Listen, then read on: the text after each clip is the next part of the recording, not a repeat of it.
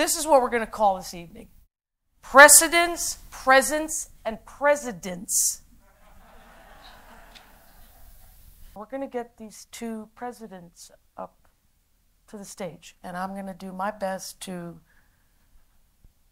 tell a little story in the spirit of IDSVA. So, Simonetta and George. Thank you, Taliesin, and a big thank you to Molly for putting all of this together, and of course,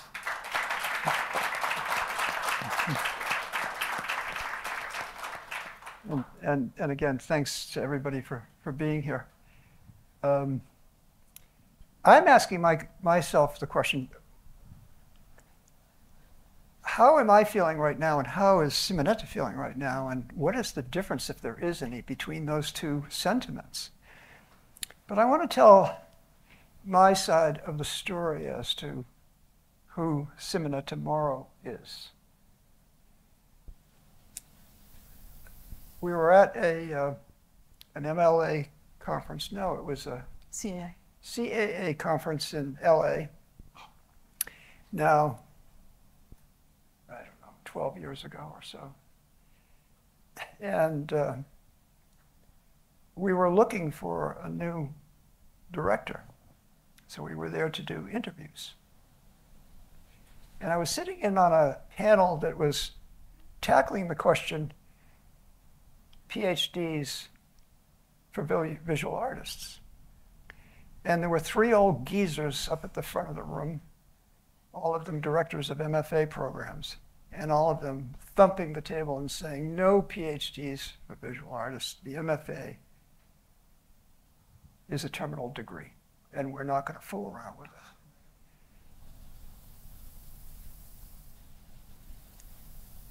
So, of course, there was a Q&A, and I got up and said, well, my name is George Smith, and I'm the founder of a school that has been recently accredited to give a PhD in visual arts to the holders of the MFA. And that PhD will be a PhD in philosophy and theory and visual arts. And these guys moaned and groaned and shook their tusks and kind of ignored the question I followed up with, which was, do you think you're going to be able to abide by that accreditation? But anyhow, they kind of dodged that question. And then a few minutes later, a woman sitting directly in front of me got up and asked a question that came as something of a challenge. And these guys still couldn't deal with the question, but it was, you know, why not the PhD? And then she said, I agree with Dr. Smith. And then she turned around and shook my hand. And I said, oh, it was great. There were two people in the room that felt that way. And then that afternoon, I had an interview scheduled with one of the candidates. And it was this person, the same person that shook my hand at that moment at the conference. And that's the president of IDSVA.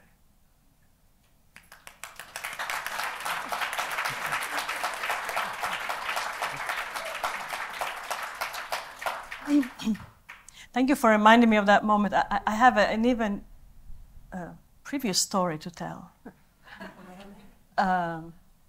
So I wish my friend Rebecca Hackerman were here, because we often go to conferences together. We have a lot of fun. And we look at interesting places. So in LA, we went to this hotel, the Figuera Hotel. A very kind of Moroccan-style hotel, you know, sort of not the conference hotel, definitely not. And every morning we go for breakfast. There was a great buffet, and I would see this person sitting at the table having breakfast, and I keep looking at him and say, you know, Rebecca, that looks a little bit like George Smith. And you know, I had the interview with George in a couple of days. And she was like, no, can you imagine the president of a school in this hotel? No, of course not. It's going to be at the Marriott or something. I said, well, no, he really looks like him. I watched the videos and it looks like him. So then another breakfast, and George is again, this person is sitting there. And I keep looking. And then so when that episode happened, that George is telling you, I realized, that is George Smith, and they're staying at the Figuera. So I actually realized that the president of the school was a really cool guy. Yes. And that really elevated immediately my already great esteem for this person. Thank you, Simonetta. It's interesting that the Figuera then went through a renovation. It was never the same. Yeah, true. Yeah, it was upscale. It was that 1 year. Yeah. This guy's a cool guy. Absolutely he is. Okay, thank you. Yeah. So we all do that extraordinary thing of going to Tuscany, to that castle. 10 years ago, Simonetta, we were at Spinocchio together. I reviewed my notes in preparation for this evening. George says, in fact, he declared, we're at the end of the history of wrong ideas. Simonetta, what is the right idea for IDSVA right now?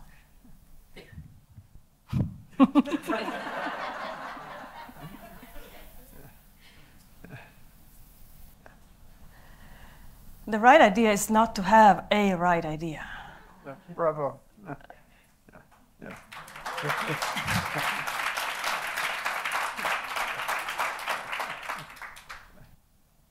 The polyphonic.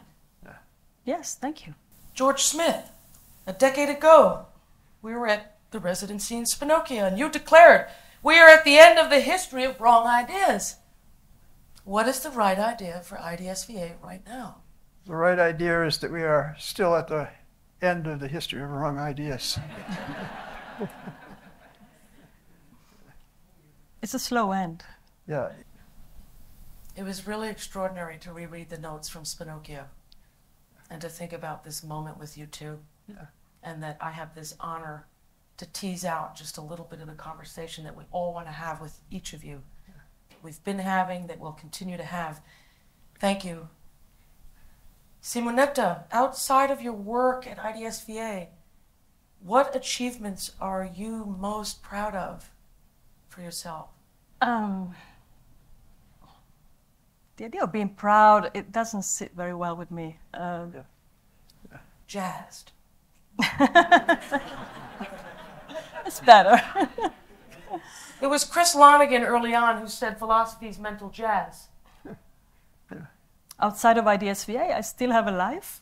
I have a dear husband. That's about to end. You heard it here. And I keep a studio practice. That's my... I don't know if it's an achievement. Maybe it's an indulgence. No, I don't think so. But it's something I'm really keen on maintaining. So having a creative life in addition to doing all the things I do that are very creative, but in a different way. And so having that moment for myself is very important.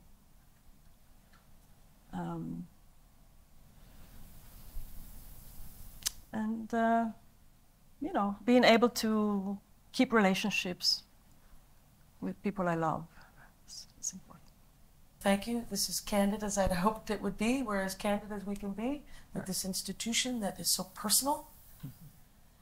And on that note, Mr. Smith, you have orchestrated this enormous, epic love story that is IDSVA. How is your heart? That's a question I like to ask other people, but I don't know if I like it when people ask me. I was saying yesterday that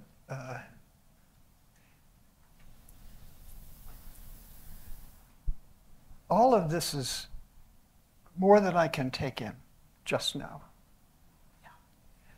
And I'm okay with that. That my heart is so full that there's no room for anything but being full.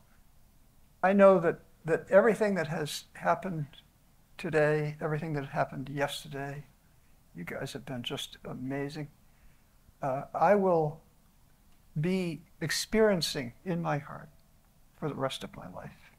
In the one sense, my heart is very full because of what I've experienced, but on the other hand, it is empty in its awaiting of those memories and the experience of the rest of my life. I was thinking of Dorit and what she said yesterday, and to think of what Gabe said yesterday, and my sister today arriving, and my daughter soon to arrive with my granddaughter, and to meet Rachel and see Bruce, young George, and Julia, Tanzan. All of these things, Molly, all of these things will stay with me for the rest of my life a little bit at a time and fill that heart again. So yeah, that's what's in my heart right now. That's how my heart is right now. But I want to say that my heart has always been that way. My heart has always been that way. I've been blessed with a wonderful heart, not because it's mine, but because it was given to me by my mother and my father and my family. Yeah. And I like to tell people, my mother had 8 kids. I was one of them, and the worst of the 8, the other 7 put together. And you know, with that generosity of spirit and a father that taught me many good lessons, mostly from the negative standpoint, I've been blessed with a wonderful heart and a great life because I get to do it with people like you, Paul Armstrong, and oh my gosh, Dan, Chris, everybody in this room. So that's a long-winded answer, but I'll cut it. That's there. what we want. Yeah. We want the long wind blowing through. Yeah. In this life and all future lives, George Smith. Yeah. George Edward Smith III. Don't forget it. I would love to ask that question of everybody in this room. I would too. Yeah. Yeah. Yeah. What do you feel empowered to do that you can do now that you didn't do as director? Oh, that's a good question. Gabriel, thank you. You know, be more out in the world and get to meet even more extraordinary people than I currently do. That's certainly one thing that I will have the honor to do more than the power. Yeah. So yes, maybe that's number one. And then you know, there's another thing which I probably need to learn how to do better, is to let other people do their work. yeah. So, you know, the famous delegate things. And maybe that's an even harder thing because I really care about the work I do and I have been doing for so long. So to be able to give that away a little bit requires a little bit of sacrifice and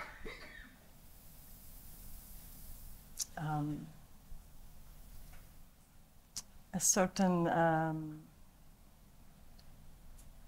you know, thinking that the world is not going to fall. Things will go on and they can be even better. So there's something that you acquire and something you have to give away. We're really excited to see what you're going to do. Me too. Yeah. We're all along for this ride and supporting you every step of the way. George, you have written so fiercely on this notion of the age of addiction. What is the real question? For me, the question is twofold. One, will the biosphere survive Western metaphysics? And two, if it does, will we be able to think otherwise so that we may not just simply survive, but in fact live?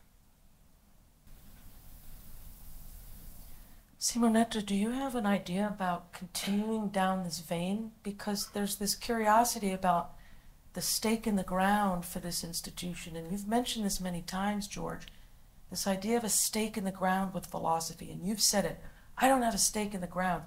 I don't have an axe to grind. But maybe we do in some respect. I'm wondering if you have any comments about this, Simonetta.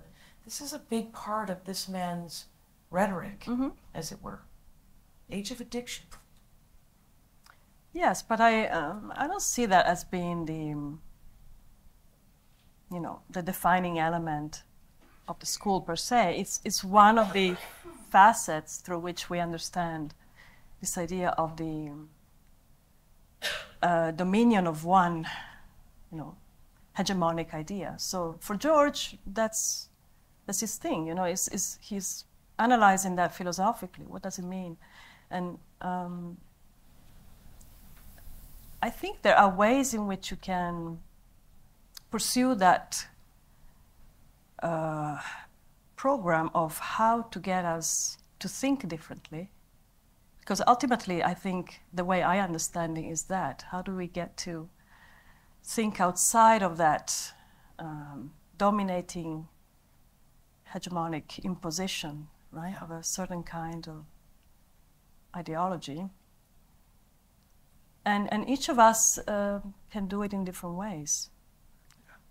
So for me, for example, it could be about rethinking the way we live in the space, or the way we represent space, right? Or a sense of place through mapping. For Dayan, it may be something that has to do with other ontologies, or for Howard, it will take other forms. So, and for our students, it will take even more different ways of being that are not adhering to particular forms of addiction that we experience every day. So I think, again, there is room for a multiplicity of perspectives. I couldn't agree with you more. Yeah. Yeah. It is exactly this, and I'm not suggesting that we're built on an age of addiction modicum or MO. It's just provocative as a baseline for what we're going through in our quotidian understanding of what the F is going on out there. Yeah, Okay? yeah. Especially with respect to technology. Yeah. And especially because we're an institution that, in fact, is pioneering with respect to being on a Zoom call to get a PhD. Wow. Yeah. Tell that to Marx.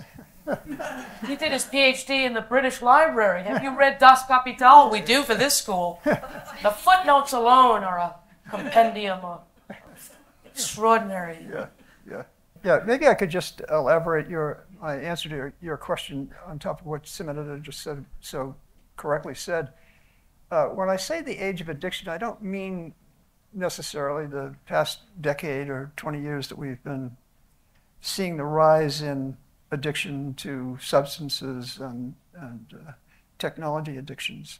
I mean the age of addiction that begins with the advent of Western metaphysics as it comes up to this point now as a development of technological consciousness, and how that brings us to the brink of biospheric collapse through our inability to arrest the extractionism that comes out of technological advancements.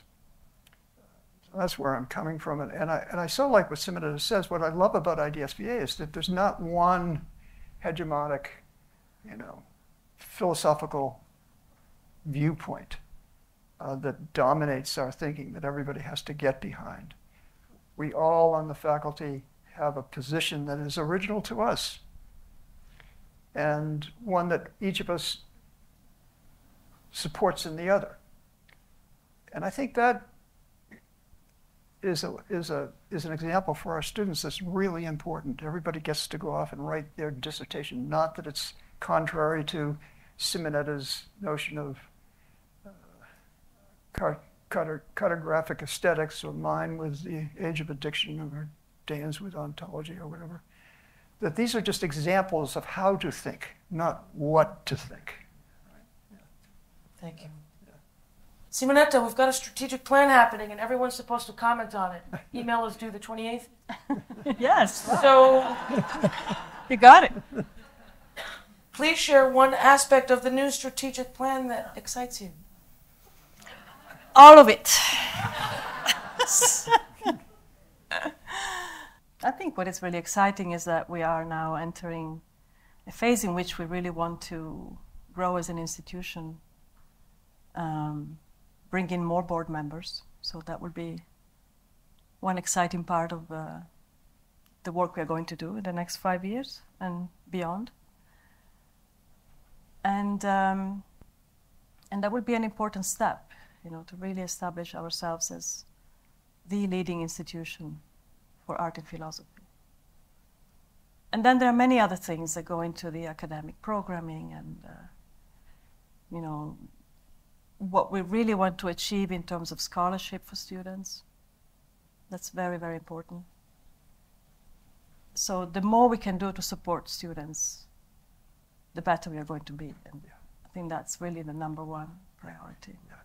Some seriously badass students in this school, I'll say.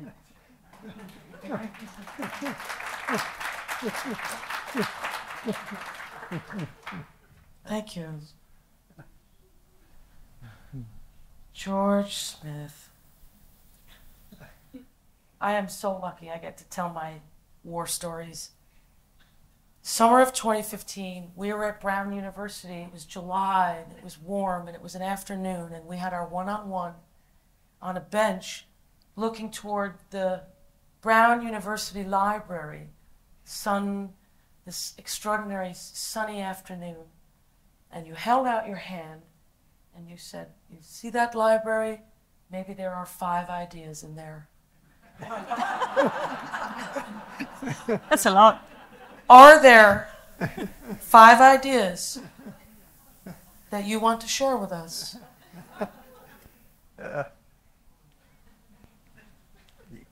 I wonder if any of us is lucky enough to have one authentic idea in a lifetime. One originary, authentic idea. But I'd like to pick up on what Simonetta was saying. I still feel that we as an institution have come to a place with this transition from the founding president to the new president, where we are justified on the basis of a proven track record that we are worthy of full endowment. And that endowment will not necessarily be like other endowments. This one will be for one thing and one thing only, and that is to fund our students.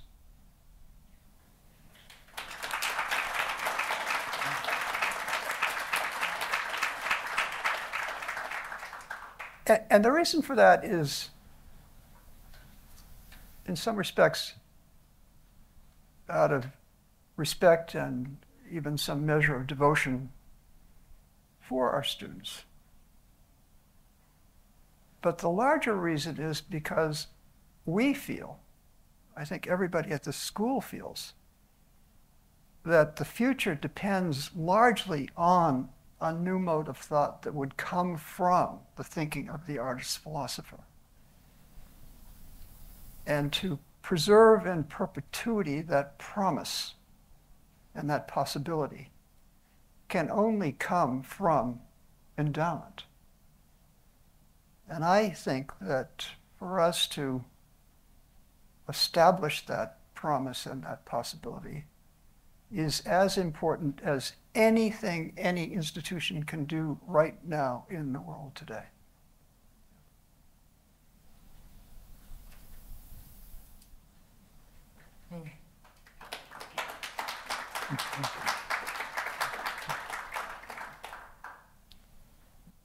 You want me to ask George a question? What do you got? What will you do, George, after you retire? Well, I love that question because I have only one answer for everybody that asks it, and that is to say that Amy has I've never seen a paycheck since the day IDSVA started. So Amy she knows that I'm a freebie, so if there's something that she can get me to do for IDSVA that she can't pay for, she'll ask me to do that. So that's what I hope to do. But aside from that, I so feel that, and that's a good question, Simonetta, thanks for asking it. As I get older, and I know there are other people in the room, such as Paul Armstrong, that would agree with me on this, it's not so much that my values have changed or that my desires have changed, as it is that I'm ready to do other things with those values and with those desires. So for me, one of them would be to give special lectures, maybe, or lecture series, or whatever, if Simonetta would permit that.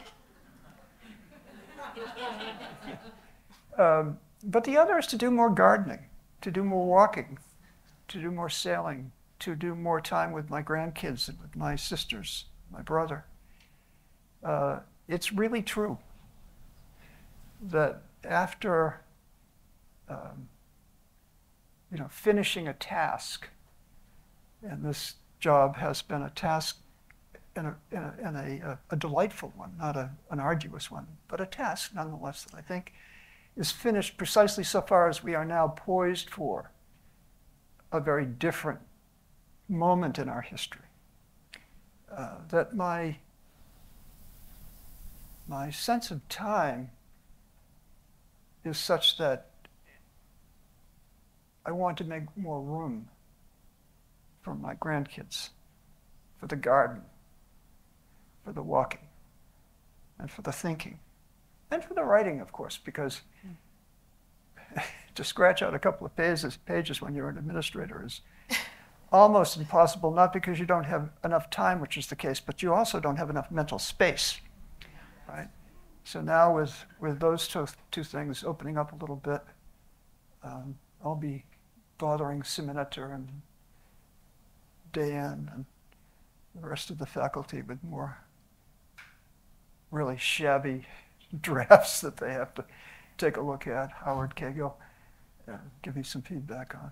Yeah. May I ask Simonetta a question? We're dying to know the questions. Thank you, Taliesin.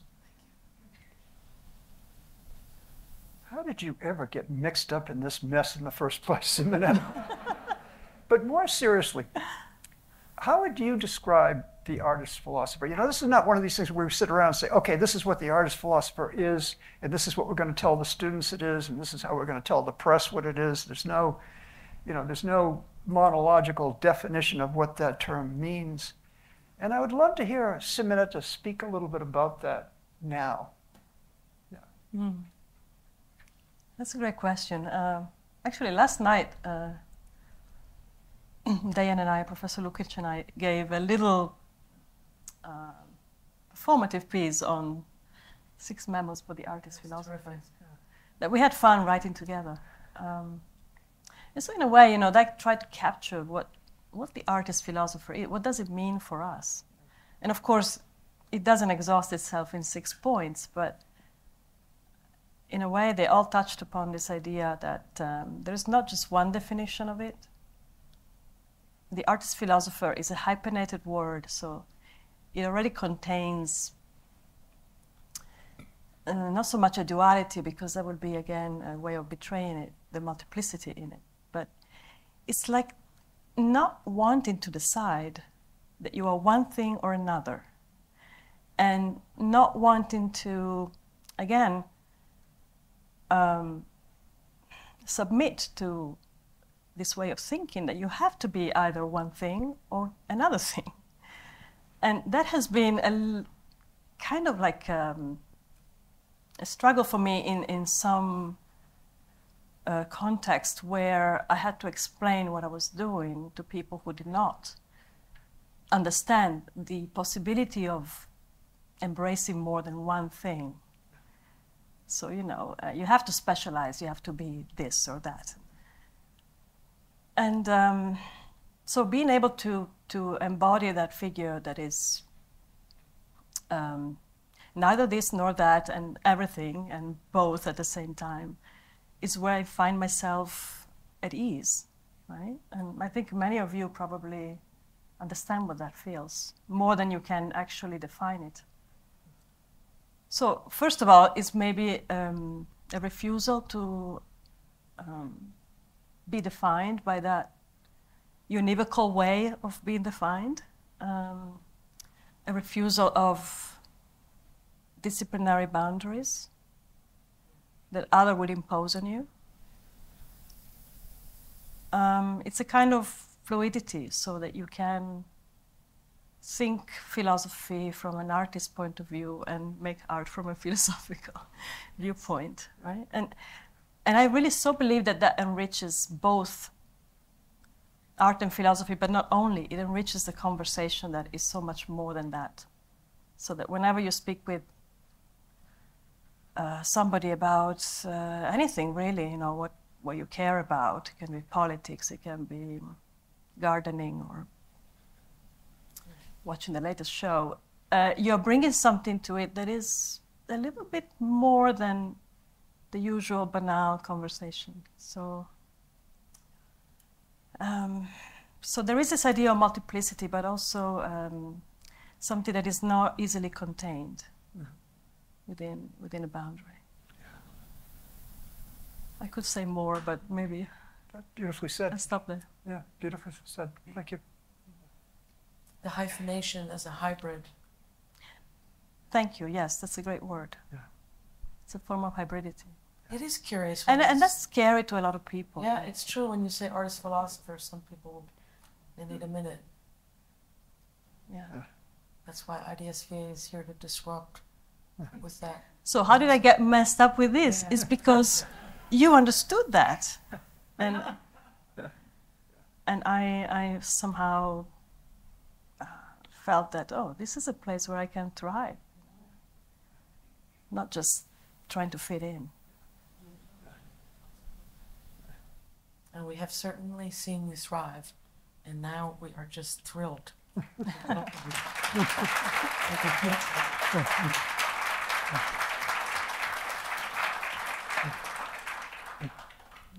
Here it is, first question from the crowd. Wow. See, the question is how to create a stronger, inclusive, and equitable institution that commits to philosophical and artistic reparations. Yeah. Yes. Thank you. Yeah. Thank you. Good question. Yeah.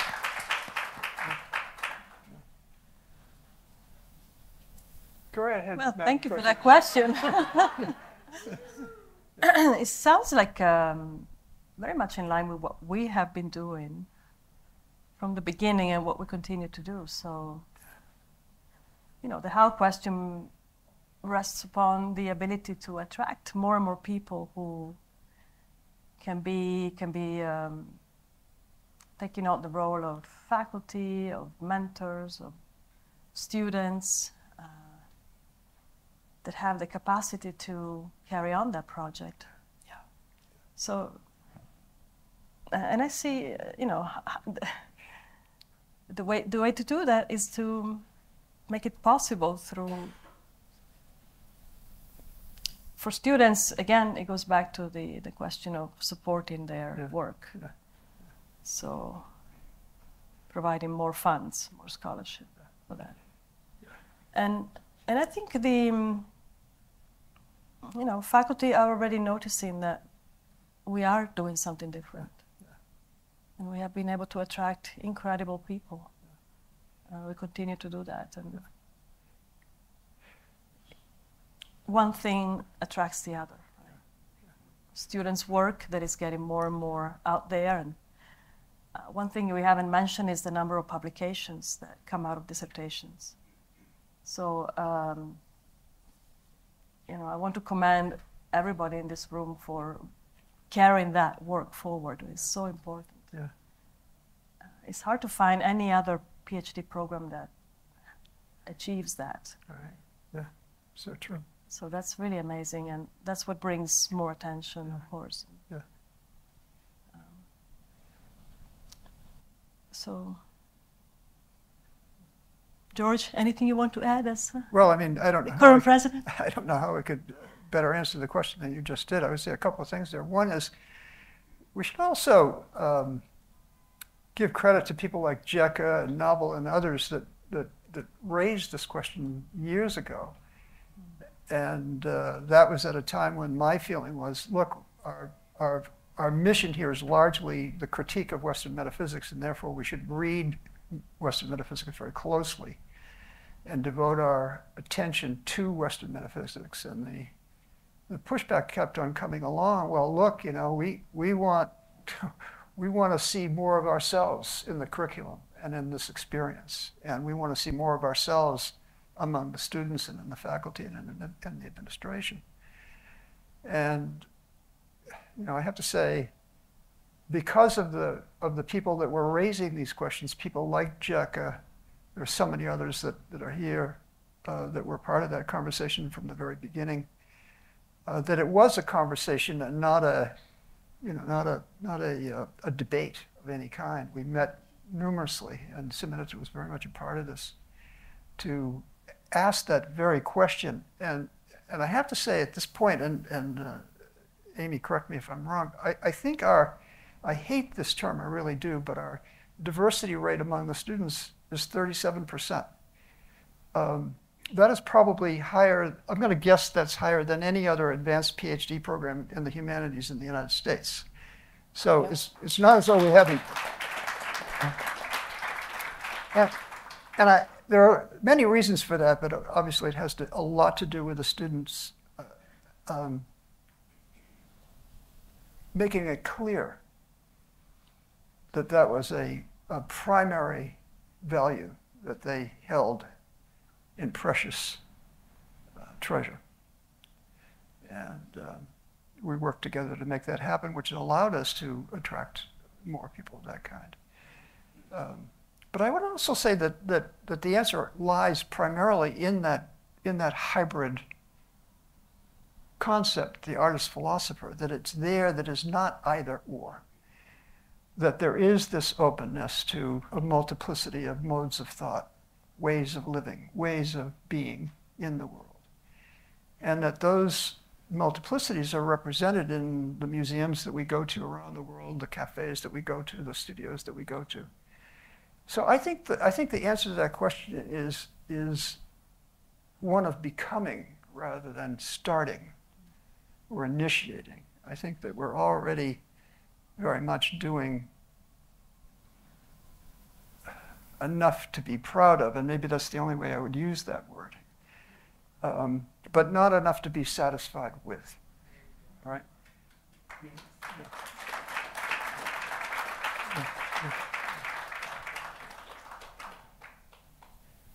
What will IDSVA be known for in 2050? Yeah. I love that question. Do you want to go first? The 2050 question? Yeah. Oh, gosh. Since I'm not going to be around, you answer it. Legends never die. The first PhD school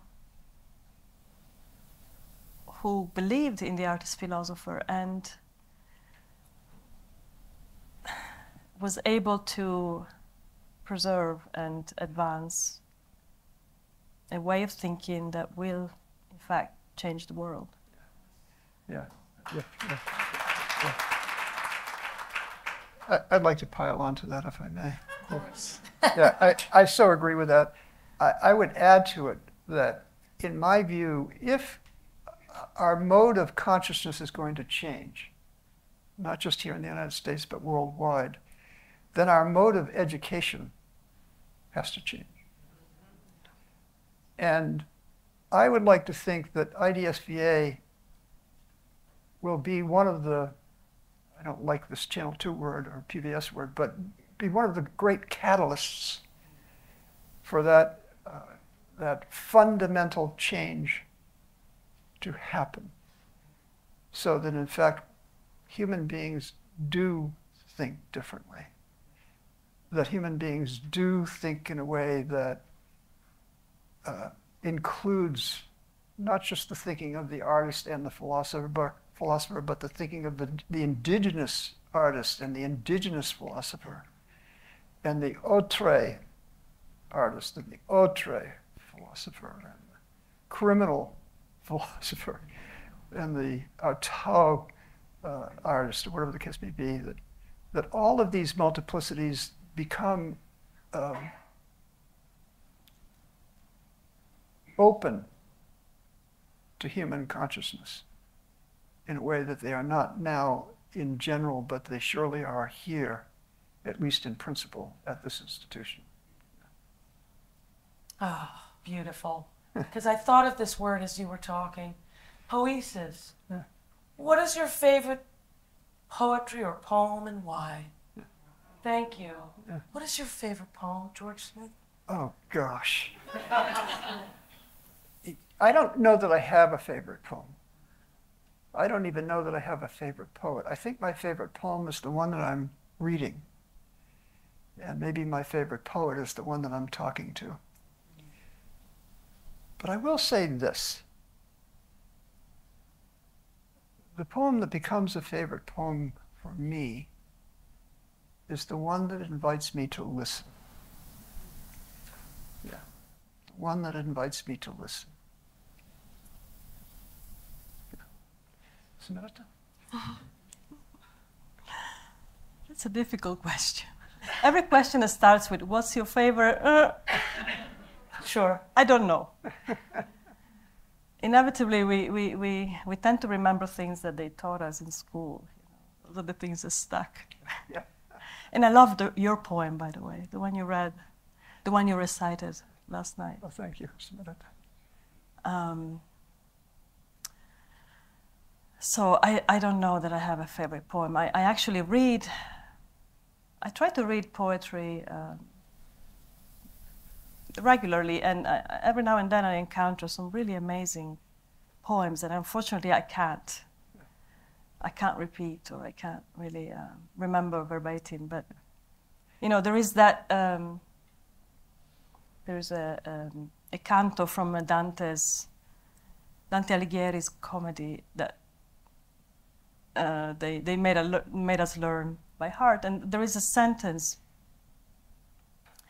It's a canto from Inferno, from hell, just to give you a sense of Italian schools. But there is, so it's the story of Ulysses who, leaves for his journey, and at some point there is this sentence which is "Fatti non foste a viver come bruti, ma per seguir virtute e conoscenza." And what it means is that you're not made to live like the brutes, or at that time, the animals in the world, but to pursue virtue and knowledge. And that's a sentence that every now and then, I keep reminding myself. It's very important to pursue knowledge in everything you do. Then how you define virtue is something else. But there is virtue in pursuing knowledge, let's say. May I be so bold as to answer this question too? Mary Oliver's The Grasshopper, the final line. What will you do with your one wild and precious life? I love you. And I am so excited for this institution as we barrel forward as artists and philosophers, as the artist philosopher. Thanks to you.